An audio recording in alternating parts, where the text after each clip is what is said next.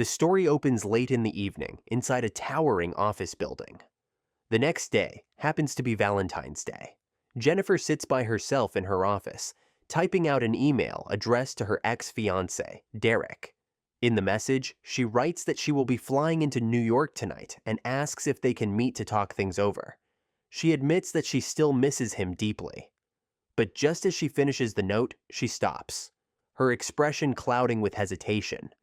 A wave of doubt crosses her face, and after a pause, she deletes the email entirely. For a few moments, she sits in silence, lost in thought. Finally, she shakes it off, gathers her belongings, and prepares to leave. She slips travel tickets into her bag, scoops up a few chocolate kisses from a jar, and tosses them inside as well. Meanwhile, on another floor of the same building, a man named Jay steps out of the restroom. When he turns on the faucet to wash his hands, the water splashes all over his pants. Panicking for a second, he rushes to the hand dryer and holds the damp spot there until it looks dry again.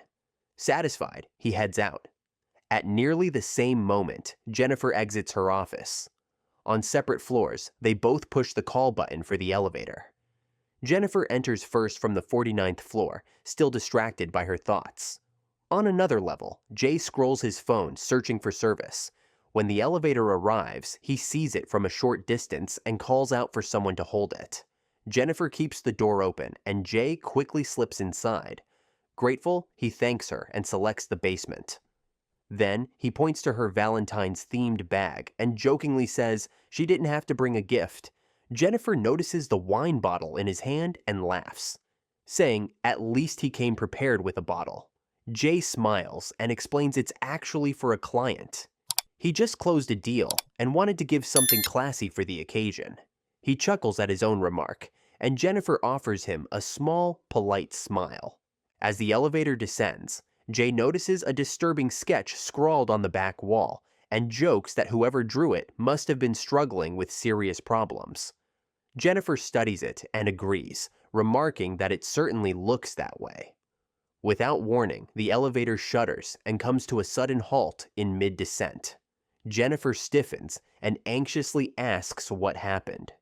She wonders if they are actually stuck. Unsure, Jay presses the emergency buttons on the panel, but nothing responds. Jennifer keeps checking her watch, worried about catching her flight. She insists he hit the alarm. Jay hesitates, saying maybe the car will start again in a minute, but she pushes him, so he slams the alarm button several times. Nothing.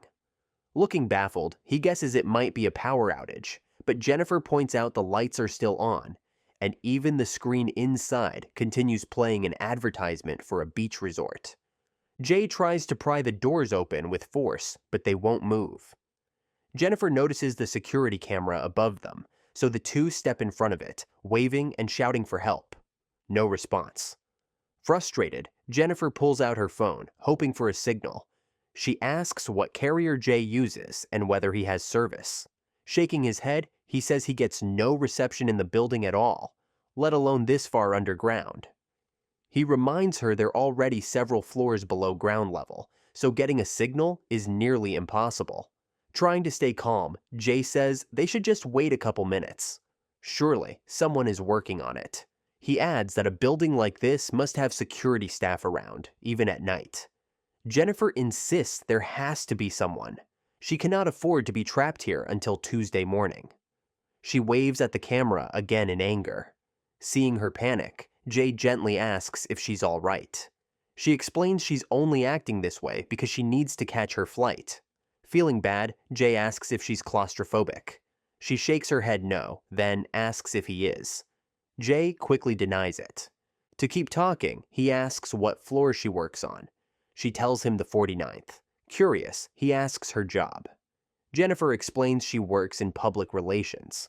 She begins telling him about her company, and Jay says he knows of it since they occupy multiple floors in the same building. He starts chatting about his own work, saying he's an accounting officer. He jokes that his company isn't glamorous. So much so that even the phone system barely recognizes their name. Jennifer doesn't look particularly impressed. Jay adds that he's new here, then asks if the elevator has ever broken down before.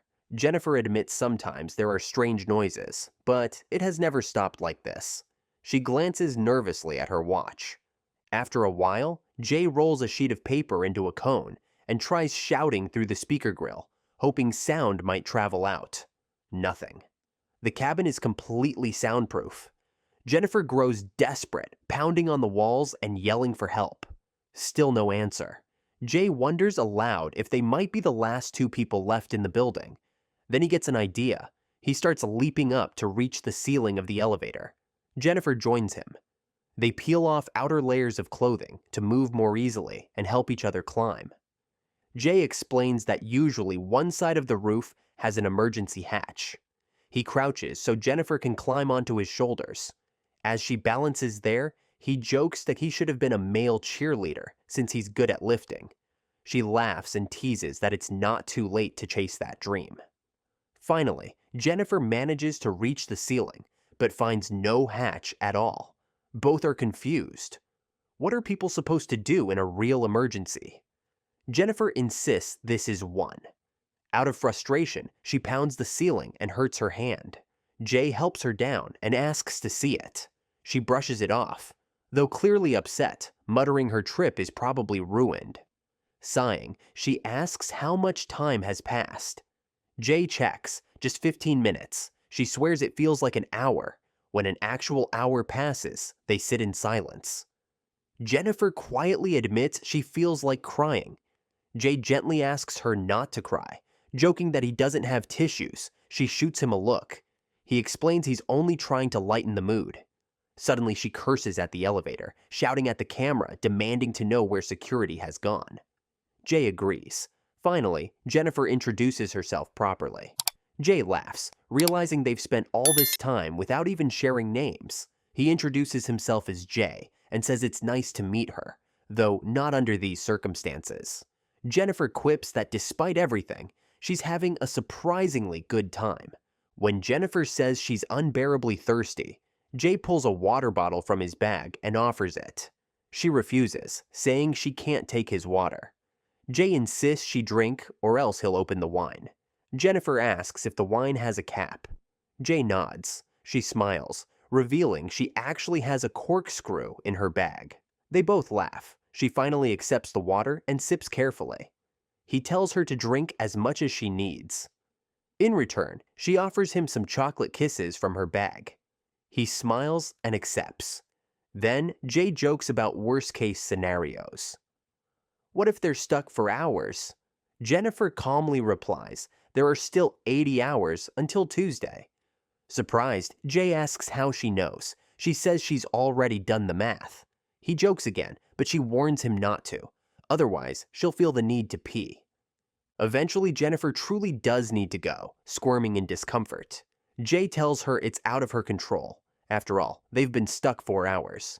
He admits he might need to as well. Jennifer says she's private and needs her own space. Jay tells her he'll respect that, even offering his coat so she won't soil her clothes. She refuses to pee on his coat. Finally, he suggests using the empty thermos. Embarrassed but desperate, Jennifer agrees. She tells him to cover his eyes and ears, singing loudly as she goes. At first she can't, but Jay encourages her to imagine being in her own bathroom. Eventually she manages. Flustered, she says it was humiliating, but Jay reassures her it's nothing to be ashamed of. They're in this together. She sighs, admitting she's officially missed her flight. Jay tries to lighten it by saying she can always try again next Valentine's Day. She groans at his useless jokes. Then, she takes a screw from her bag and scratches a drawing on the elevator wall, adding a female figure beside the sketch. Hours later, Jennifer jokes Jay might make a decent elevator buddy. She asks if he's married or dating anyone. He quickly deflects, saying he's none of that. He's just usually late for work, so people assume he's late again now. Jennifer says she's the same. Jay asks who she was flying to see. Jennifer explains it wasn't what he thinks. It was a complicated plan to surprise someone who might not even want her there. Talking about it makes her sad. Jay pops open the wine, saying, maybe now's the right time. He was saving the other bottle for a client anyway.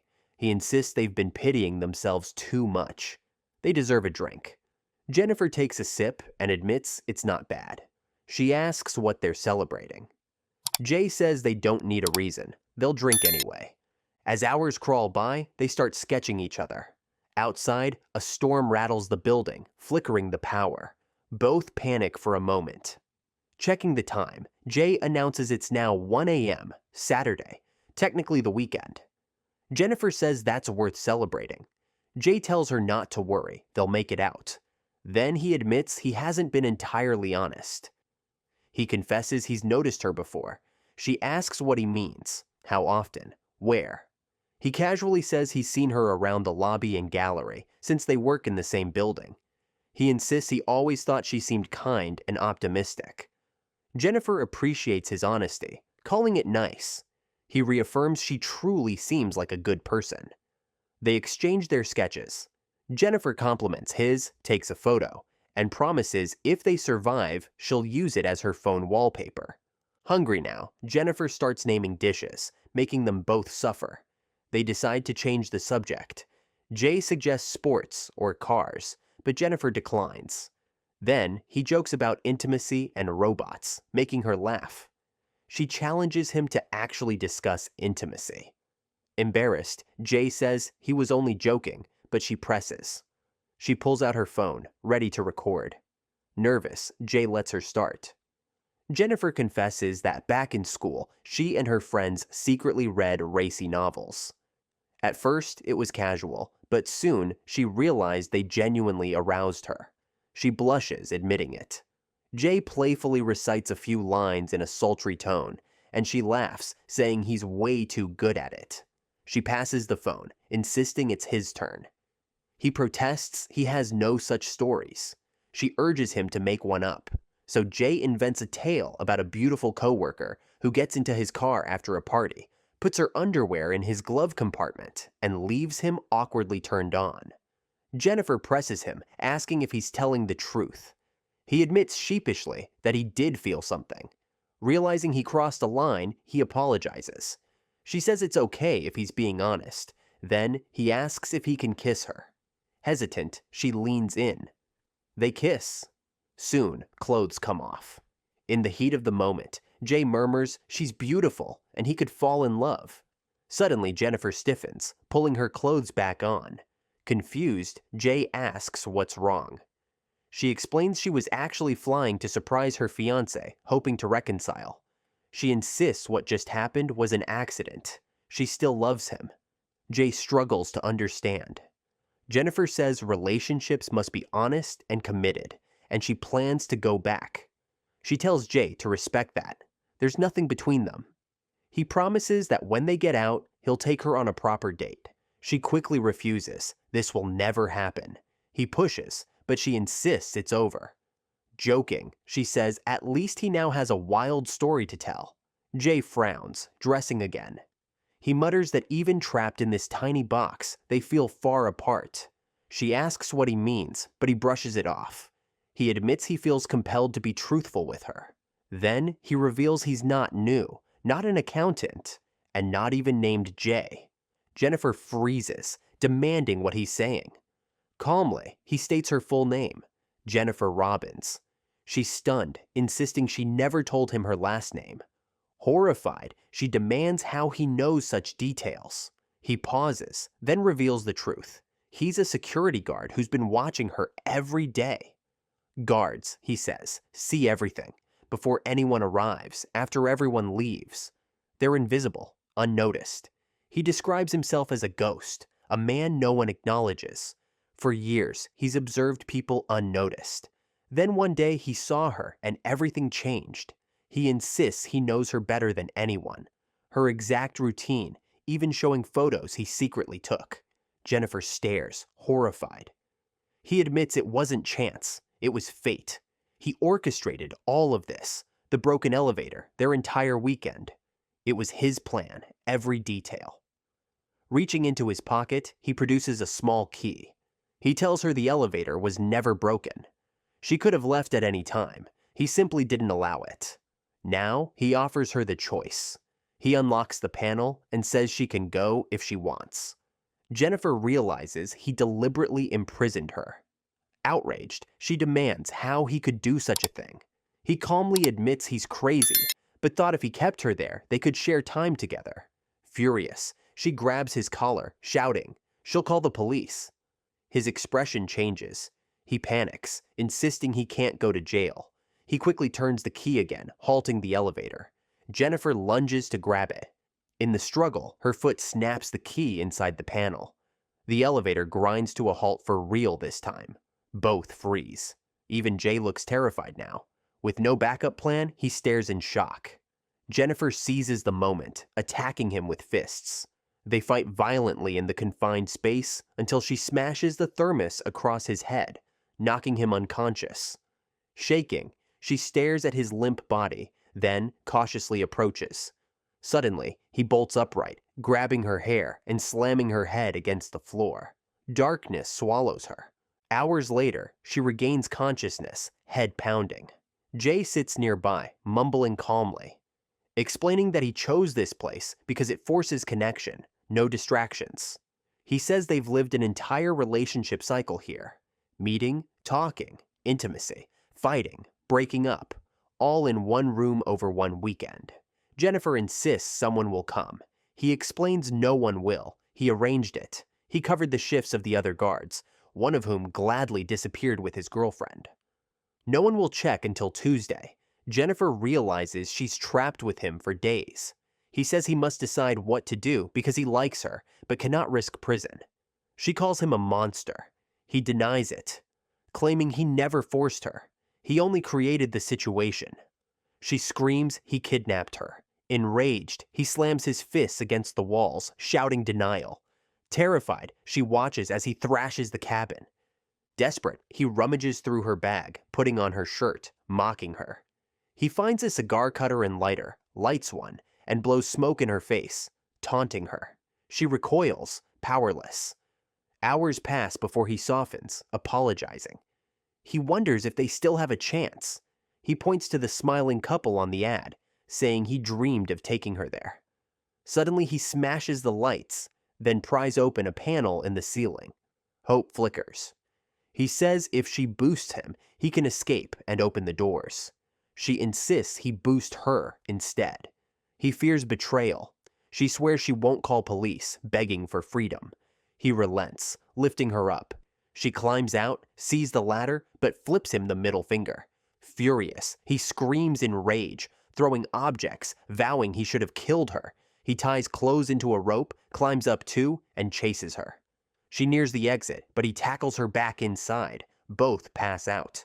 When Jennifer awakens, she sparks a fire to trigger alarms. As Jay stirs, she ties him. He warns it won't work. She records a video confession of being kidnapped. He finally breaks, confessing he once had a normal life. A girlfriend who died in a crash, leaving him shattered and invisible. He admits he chose her because she radiates life. Tears fill her eyes despite everything. Suddenly, another guard, Eddie, enters the building with his girlfriend. Noticing Jay missing, he checks cameras and sees them. Speaking into the mic, he calls out. Jennifer hears with hope. Jay frees himself, tricks Eddie into tossing him the key, then brutally activates the elevator, killing Eddie. Jennifer screams in horror. Jay knocks her out, shoves her into a trunk, changes clothes, deletes footage, and murders Eddie's girlfriend too, dumping her body. He drives Jennifer to a remote spot, planning to burn her. But she wakes, strikes him, and escapes in the car. Seeing a cigar, she decides to turn back.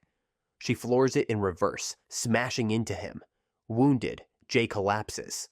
Jennifer lights the cigar, smokes, and tosses it into a dumpster. Flames roar. Smiling darkly, she watches as Jay burns, and that's how the story ends.